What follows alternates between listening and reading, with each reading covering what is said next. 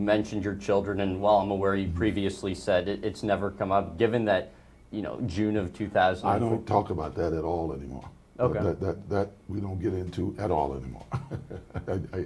I decided it never works. Nobody wants to believe anything you want to say, so we don't even talk about certain subjects. Okay. My kids are doing great right now. Right. I was Yeah. going to say, I know you're an extremely proud father. Your children are doing great. The only question I would have for you, how have you noticed the trials in at least some way have affected how they've been treated by the public? No, they've been fine. I think my daughter, this hasn't been until probably in the last year that I don't think at any time has anybody said anything kind of mean to her. I think she had an incident in the last year where someone did, but for the most part, you have teenage kids. I feel fortunate to some degree that that they're normal teenage kids, and they, for the most part, have avoided those pitfalls that most teenagers go through. But they're teenagers, and they're like any other teenagers. And fortunately, my daughter's in college now. She has to focus a little more in school. She kind of had that freshman year. That at Boston is a pretty fun city, evidently. But my son is going into his senior year now, and things are looking good for him. Mm-hmm. Not touching on your trial, not rehashing any of that. Was the line, did you find the line between news and entertainment blurred significantly? No, I think in general, that's not my case. I think it became obvious in my case with all the shows that have sprung from the case and how they canceled it. But I think in general, there's no news, unless you want to go to C-SPAN or something. To me, news is entertainment. It's hairspray and makeup. That's what news is now. It's sound bites. It's sound bites. You watch. I watch the local news now, and sometimes I wonder, they forgot. It used to be who, what, where, why, and when. Then you get who and what. Then you get opinions. You don't get all the facts anymore. So no, I think the problem with the news and why I know Congress will never do anything about it. This is not what our forefathers had in mind. The news they were supposed to be the people who were the watchdogs of the system. Unfortunately, you got beat reporters who have inside sources at the DA's office, so they're going to reflect the DA's point of view. They got an inside source with the police department. If they say something wrong about the police department, they're not going to get those little calls, the leaks. Look at the government. Look at our government now. We're investigating who leaked about the CIA agent. It's all about connections with the media and who's going to come out with what first.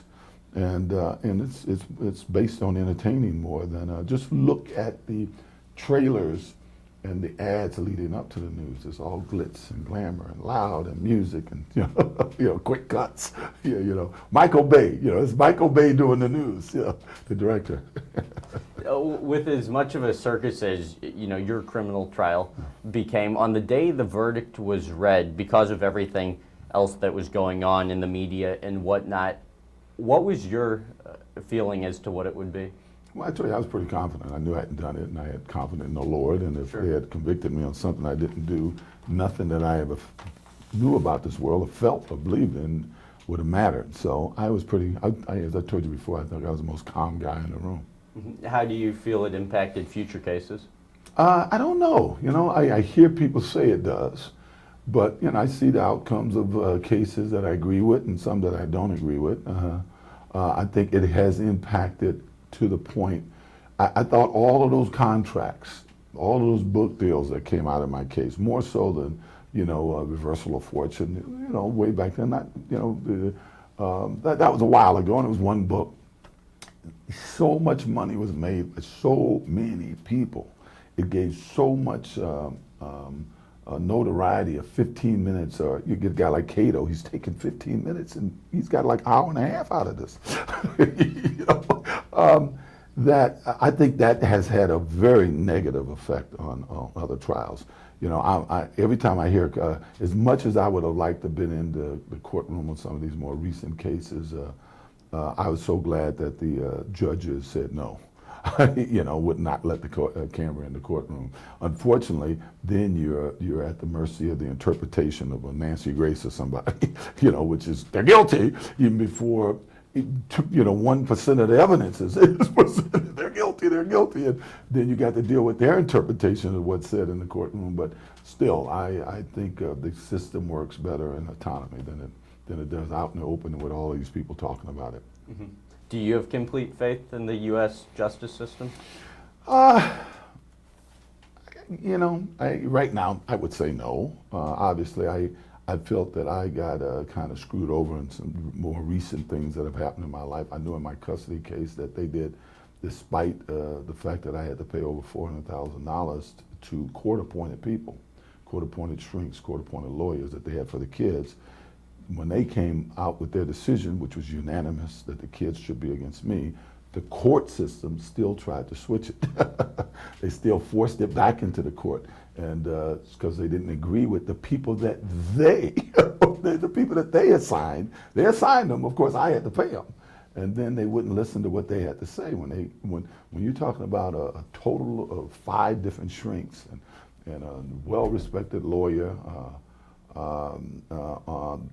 female lawyer, I might add, all whites.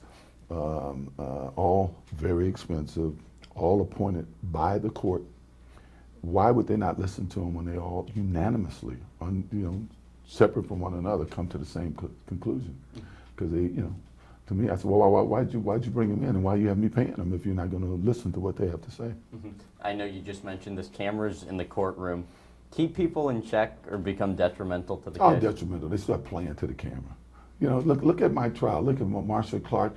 She had a whole redo. These redo shows they do on TV. When have you ever heard of anybody in a court case, in the middle of a very important court case, take the time to have a complete physical, visual redo of who they are and what they look like? That's the problem.